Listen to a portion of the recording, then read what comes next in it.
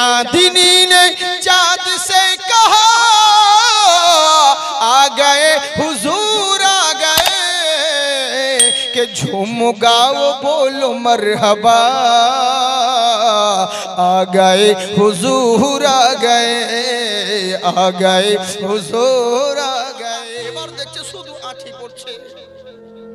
বলে কি রে কথা হয়েছিল যে জাম পেড়ে আমাদেরকে খাওয়াবে, সেও খাবে। এখন দেখছি ও নিজেই জাম খাচ্ছে আর আঁঠিগুলোকে নিচে ফেলছে।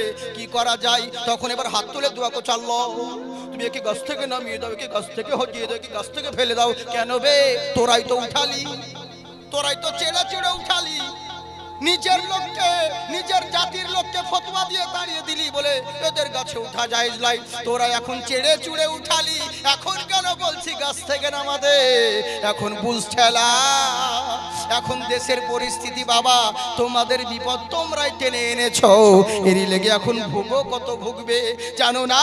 ওরে এখন ভারতবর্ষে কত মুসলমান, কিন্তু সেদিনকার কথা চিন্তা করো, এখন কি বিপদ এসেছে, তার থেকে কত বড় বড় ভয়ানক বিপদ এসেছে মুসলিমদের উপরে। যখন মুসলমান ছিল না, অল্প কয়েকজন হয়তো এসেছিল জায়গায় জায়গায় হিন্দুস্তানের বুকে। আমার খাজা গরিবে নওয়াজ যখন আবির্ভাব হন হিন্দুস্তানে, তখন কার রাজত্ব ছিল বলেন? প্রত্যেকটা কথা খুব মূল্যবান কথা বলবো, মন দিয়ে শুনে। যখন আমার খাজা হিন্দুস্তানে আসে তখন রাজত্ব কার ছিল জানেন না? মুসলমানের পৃথ্বীরাজ চৌহান। পৃথ্বীরাজ চৌহান জয়পালের লাগে, ও তো জাদুকর ছিল, যোগী জয়পাল। পৃথ্বীরাজ চৌহানের রাজত্ব ছিল। তো ওর মা ছিল তারা গণনাকারী, তারা গণে দেখে সবকিছু বলে দিতে পারতো। তোর মার রাজদরবারে সবাই বসে আছে সকালবেলা, আর রানী মা এসে ঝুমুক ঝুমুক করে পায়ে বুঝাচ্ছেন, নেমে বলছে, বাবা পৃথ্বীরাজ। বলে বলুন রানী মা। বলে তোমার এই রবরাবা বেশি দিন টিকবে না, তোমার এই রাজত্ব বেশি দিন চলবে না, আর তোমার ধর্মও ধূলিসাৎ হবে, তোমার রাজত্বও শেষ হবে। যোগ পৃথ্বীরাজ চমকে উঠে বললে, রানীমা কেমন কথা বলছেন? এই কথা যদি অন্য কেউ বলতো তার মাথা ছেদ করে দিতাম, আপনি মা বলে কিছু বলতে পারছি না। বলে শোনো রে, আমি যেটাই বলি সেটাই সত্য হয়। আমি তারা গণনা করে বলেছি, পশ্চিম দিক থেকে 9 জন আল্লাহওয়ালা ব্যক্তি আসবে, টুপিওয়ালা, দাড়িওয়ালা, তসবিওয়ালা। পশ্চিম দিক থেকে আবির্ভাব হবে, সে এসে তোমার ধর্মকে ধূলিসাৎ করবে, তোমার রাজত্বও শেষ করে দিবে। তখন পাশে ভুটান রাজা বসেছিল, ও বলছে, রানীমা কেমন কথা বলেন? 9 জন। আরে আমার একদল সিপাহীকে পাঠিয়ে দিলে ওদের মাথাগুলোকে আলাদা করে কেটে নিয়ে চলে আসবে। রানীমা বলছে, চুপ করবে আদব, তুই কি সাধারণ কোনো মানুষ ভেবেছি? ওরে আল্লাহওয়ালা মানুষ, পৃথিবীর মানুষের হাতিয়ার মিলে যদি মারার চেষ্টা করিস, ওদেরকে কেউ মারতে পারবি না। ওদেরকে মারতে গেলে চালাকি করে, কৌশল করে মারতে হবে, নচেত পারবি না।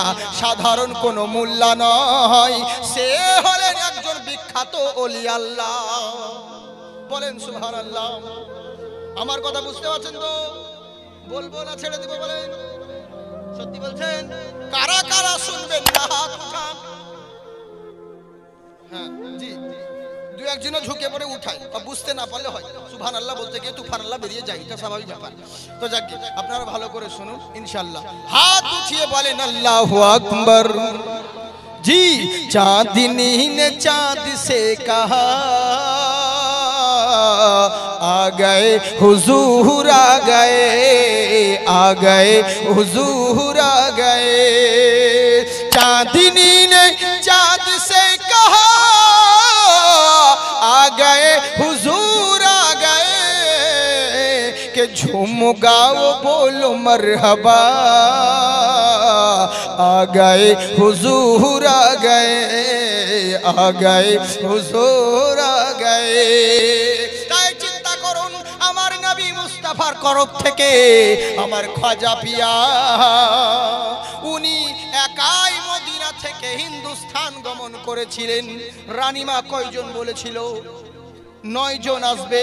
আমার খাজা একাই এসেছিলেন, কিন্তু মদিনা থেকে হিন্দুস্তান আসতে মাঝখানে 7 বছর কেটেছিল। কারণ উনি আফগানিস্তান যায়, হিন্দুস্তানের ভাষা সংস্কৃত ভাষা, আর ভাষা যদিও না জানেন কি করে তাবলীগ করবেন? ওদিকে যাচ্ছি না, উনি একাই যখন হিন্দুস্তানের বুকে আবির্ভাব হলেন তখন হিন্দুস্তান পাকিস্তান ভাগাভাগি হয়নি, একই ছিল। এবার যখন ওই বিরাট একটা বিশাল ময়দানে, মরুভূমি এলাকা, বিরান ময়দানে যখন একাই চলতে লাগলেন, সামনে দুজন ব্যক্তি এসে বললে হুজুর, ছলনাময়ী কান্না করতে লাগলো, ঢং করতে লাগলো। বলে বাবা কান্না করছো কেন?